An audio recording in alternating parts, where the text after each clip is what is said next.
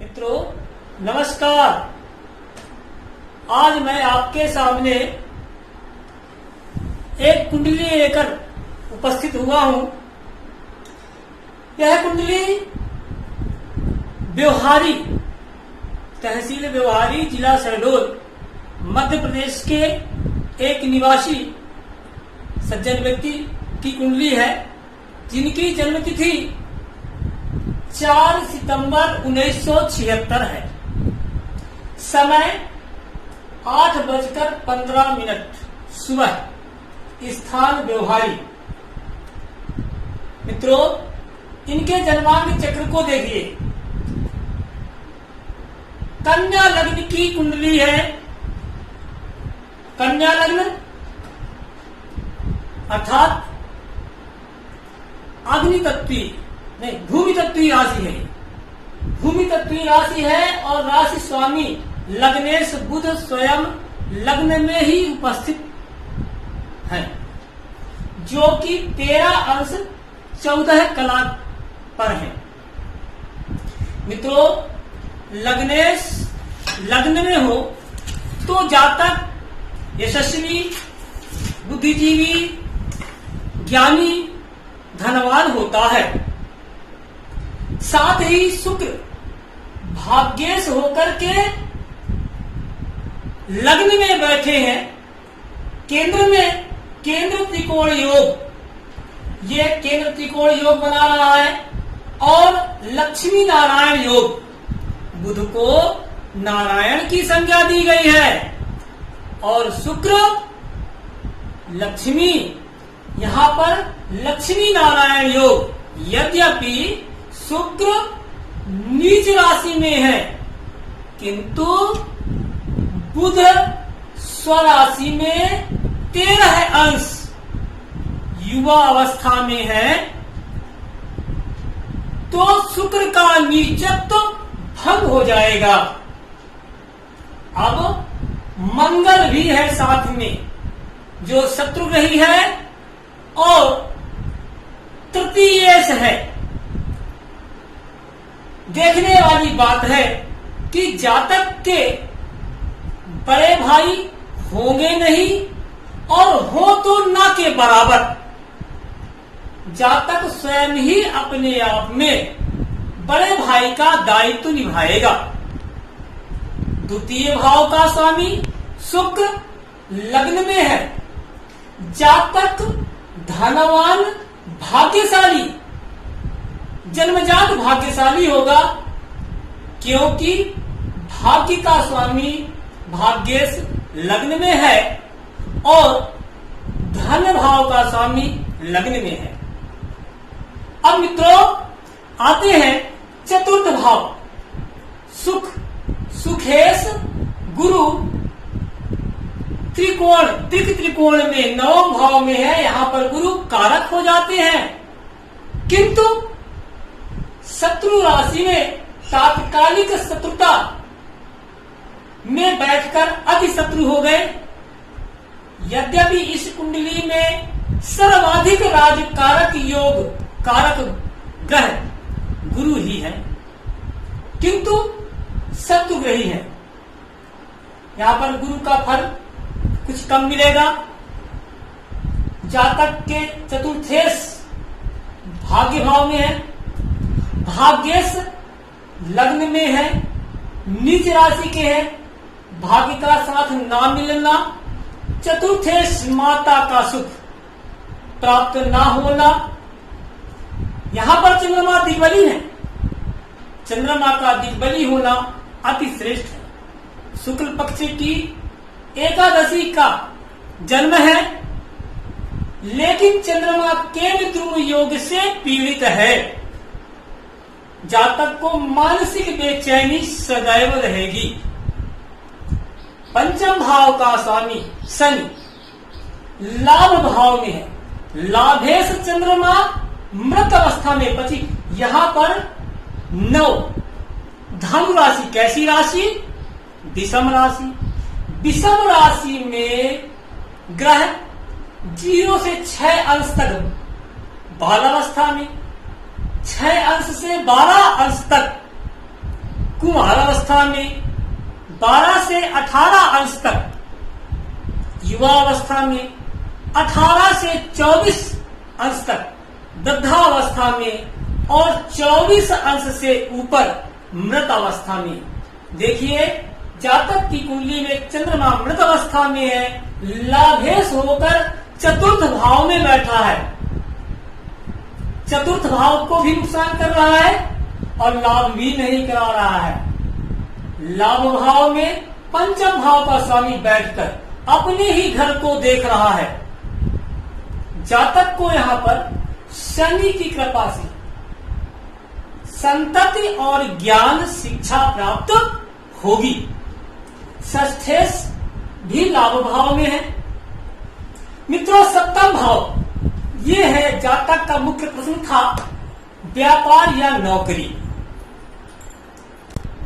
अब हम देख रहे हैं कि सप्तमेश जो कि पत्नी भाव का घर होता है, यह व्यापारेश भी कहलाता है। व्यापारेश गुरु, मीन लग्न का स्वामी गुरु व्यापारेश होकर के भाग्य भाव में शत्रु भावस्थ होकर हीन अवस्था में समराशि में कुमार अवस्था वृद्धावस्था में गुरु बैठे हुए हैं।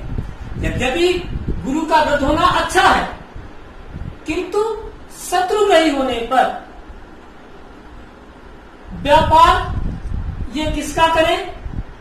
शिक्षकीय कार्य करें। शिक्षकीय कार्य से आपको लाभ मिलेगा। अष्टम भाव का स्वामी लग्न में बैठा है और अष्टम में केतु और राहु कारक हो जाते हैं। यहां पास केतु छठी इंद्री को जागृत करने का काम करता है, किंतु भावपति से तात्कालिक शत्रुता में है। अतः एक्सीडेंट, चोट, चपेट, मानसिक परेशानियां हो सकती। भाग्य भाव का स्वामी लग्न में, केंद्र त्रिकोण योग। अब आते हैं कर्म। मित्रों, जातक का कर्मेश लग्न में, केंद्र का स्वामी लग्न में अति श्रेष्ठ। जातक को बुध से संबंधित व्यापार करना चाहिए। व्यापार बुध क्या है? वाणी है। बुध बुद्धि है। बुध लिखने का कार्य कराता है। यहां व्यापार शिक्षा योग बन रहा है और बुध के कारण भी शिक्षा योग। जातक को विशेष ध्यान शिक्षकीय कार्य, शिक्षा से संबंधित व्यापार में ध्यान देना चाहिए। अब यहां एक बात और गौर करने योग्य है। व्यापारेश और कर्मेश बुध और कर्मेश बुध में व्यापारेश गुरु की दृष्टि है। 1, 2, 3, 4, 5। गुरु अपनी 5वीं दृष्टि से गुरु बुध और शुक्र को देख रहे हैं। जाहिर है कि इनको शिक्षकीय कार्य भी अति उत्तम होगा, लेकिन ज्योतिषीय सूत्र में शास्त्रों ने कहा है कि शुक्र यदि लग्न में बुध के साथ हो तो व्यापार वस्त्र का करना चाहिए। वस्त्र का व्यापार भी अति उत्तम होगा। मैंने एकादश भाव के बारे में बता दिया। लाभेश चंद्रमा मृत अवस्था में है, लाभ की संभावना कम है। द्वादश भाव में ये व्यय भाव है। व्यय भाव में सूर्य स्वराशि का है और परमोच्च 18 अंश है, किंतु सूर्य राजा है। सभी ग्रहों का राजा सूर्य जो कि व्यय भाव में है और इनका कारक सरकारी नौकरी का है। तो सरकारी नौकरी का कारक ग्रह सूर्य व्यय भाव में चला गया। यद्यपि उच्च का है, किंतु छठे, 8वें और 12वें भाव में बैठा ग्रह अच्छे फल नहीं देते। संभवतः जातक की सरकारी नौकरी इसीलिए नहीं मिल पाई और ना ही उम्मीद है। तो फिर प्राइवेट नौकरी या नौकरी क्यों करें, स्वयं नौकर रखें। आप स्वयं का व्यापार करें और खुद के व्यापार में नौकर रखें। आपका व्यापार अच्छे अवस्था में है, आपका राजकारक राजयोग कारक ग्रह है गुरु, यह है शत्रुग्रही है। इसके लिए कुछ उपाय मैं बताऊंगा। गुरु स्थान गते जीवे तदी से केंद्र संस्थित है, लग्ने से बल संयुक्त बहुभाग्याधिक यो भवेत्। गुरु भाग्य भाव में हो, भाग्यपति लग्न में स्थापित हो और लग्नेश से गुरु की युति या संबंध हो, दृष्टि संबंध हो, तो जातक बहुत भाग्यवान होता है। जातक जन्म से ही भाग्यवान है, धनवान है, राजी योग है। जातक स्वयं का व्यापार करे अति श्रेष्ठ है, या शिक्षकीय कार्यक्रम करे ये भी अति श्रेष्ठ है। चंद्रमा केंद्रुम योग से पीड़ित है। जातक की राशि धनु राशि है, अग्नि तत्वी, लग्न कन्या, भूमि तत्वी। भूमि तत्वी और अग्नि तत्वी में आपस में संबंध ठीक ही है। जातक की राशि राशिश और लग्नेश दोनों में आपस में ठीक संबंध है। लाभेश मृतावस्था में है, सरकारी नौकरी की योग नहीं है। आप मानव गण के हैं और चंद्रमा शुक्ल पक्ष का है। राहु केतु का दुष्प्रभाव आपके ऊपर नहीं होगा। यहां दो बातें मैंने बताया। एक तो ये भ्रातृभाव का कारक मंगल लग्न में है, जातक के बहन नहीं होंगी। बड़ा भाई होना नहीं चाहिए, है तो होना होने के बराबर होगा। जातक स्वयं ही बड़े भाई का दायित्व निभाएगा।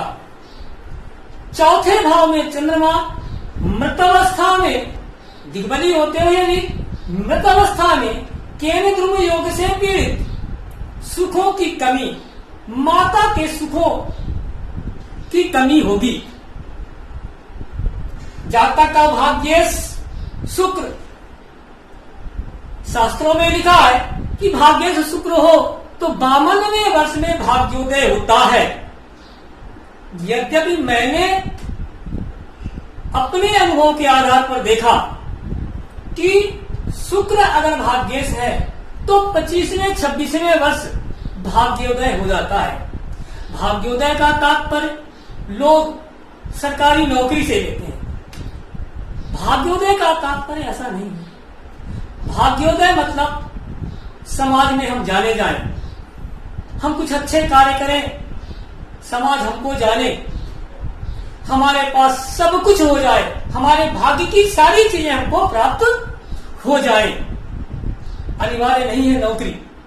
आप व्यवसाय कीजिए, व्यवसाय कपड़े का व्यवसाय। अब जातक की वर्तमान दशा गुरु की दशा चल रही है। गुरु की अंतर्दशा भी चल रही है और शुक्र की प्रत्यांतर दशा ये जून जुलाई में चलेगी। मैं तो सलाह दूंगा कि जून जुलाई में आप वस्त्र का व्यापार करने या शिक्षकीय कार्य से, शिक्षा के कार्य से आप जुड़ जाएं। मैं कुछ उपाय आपको बता दूं, इसके पहले आपके कुछ शुभ वर्षों को बता दूं। जातक के उम्र से 10वें वर्ष, 19वें वर्ष, 28वें वर्ष, 37वें वर्ष और 46वें वर्ष ये भाग्योदयकारी वर्ष है। अब आप 1976 के जन्मे हैं, 46वां वर्ष आपका 1-2 साल बाद चालू होगा। आप अभी से अपना व्यापार प्रारंभ कर दें तो 1-2 साल में आपकी तरक्की दिखने लगेगी। आपको कुछ उपाय मैं सुझा रहा हूं, इन उपायों को आप नोट कर लीजिए, कॉपी पेन निकालिए और लिख लीजिए। श्री गणेश अथर्व शीर्ष का पाठ बुधवार को कीजिए। ओम ब्राम ब्रीम ब्रोम सह बुधाय नमः 11 माला मंत्र जाप कीजिए। चंद्रमा के लिए पूर्णमासी व्रत का पालन कीजिए। प्रतिदिन आपका गुरु आपका शत्रुग्रही है और गुरु ही सबसे अधिक फलदाता ग्रह है, कारक ग्रह है। आप प्रतिदिन देवी मंदिर जाएं, केवल माथा टेकें, कुछ ना करें, बिना मन के जाएं, परंतु देवी मंदिर जाएं और वहां माथा टेकें। 40 दिन में गुरु आपके भले ही शत्रुग्रहिस्थ हैं, यहां पर शत्रुग्रहिस्थ दिख रहे हैं, किंतु आपके लिए पॉजिटिव हो जाएंगी। गुरुवार को लाल किताब का उपाय बता रहा हूं। पीले नींबू नदी में प्रवाहित करें, ऐसा 2-4 गुरुवार कर दें और फिर आप देखिए चमत्कारी प्रभाव। तो आगाह कर देना चाहता हूं, शुक्र आपका लग्न में है। मेरा जहां तक अनुभव रहा, लग्न में शुक्र होने से विपरीत के प्रति आकर्षण, द्वय विवाह का भी योग होता है। नीच का शुक्र है, यद्यपि शुक्र का नीचत्व भंग हो रहा है।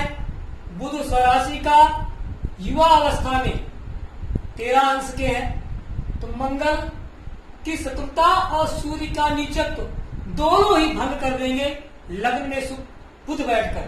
लेकिन शुक्र के बैठने से कुछ विपरीत परिस्थितियां हो सकती हैं। शुक्र से संबंधित हो सकता है आपके बेटी संतति हो ही ना, या हो तो केवल एक संतान, केवल एक पुत्र होगा। अब मैं आपको कुछ उपाय बताया, इन उपायों को आप कीजिए। लाल किताब में गुरु के लिए एक चीज और है।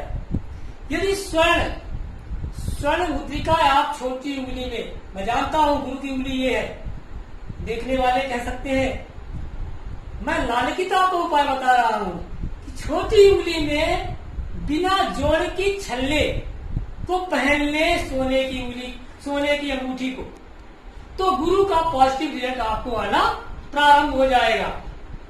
देखने वाले कहेंगे ये है गुरु की उंगली, मैं जानता हूं यही है गुरु की उंगली, लेकिन मैं इसमें लाल किताब के उपाय के अनुसार बता रहा हूं। मित्रों, आपको वीडियो कैसी लगी आप कमेंट बॉक्स में लिखिए। अपनी जन्मतिथि, समय और स्थान लिखिए। आपका भी नंबर आएगा। आप अपने प्रश्न लिखिए। आपके प्रश्नों का जवाब अपने ज्ञानानुसार आपकी कुंडली से ही आपके प्रश्नों का जवाब ढूंढ कर दूंगा। अब मैं अगली वीडियो सार्वजनिक रूप से ज्योतिषीय सूत्र के नाम से भेज रहा हूं, जो सबके लिए है। ये व्यक्तिशय है, किंतु अगली वीडियो सबके लिए है। आप अपनी कुंडली खोलकर बैठिए। मैं जो ज्योतिषीय सूत्र बताऊंगा आपकी कुंडली में लागू होगा और वह फल आपको प्राप्त होगा। तब तक के लिए इजाजत दीजिए। नमस्कार।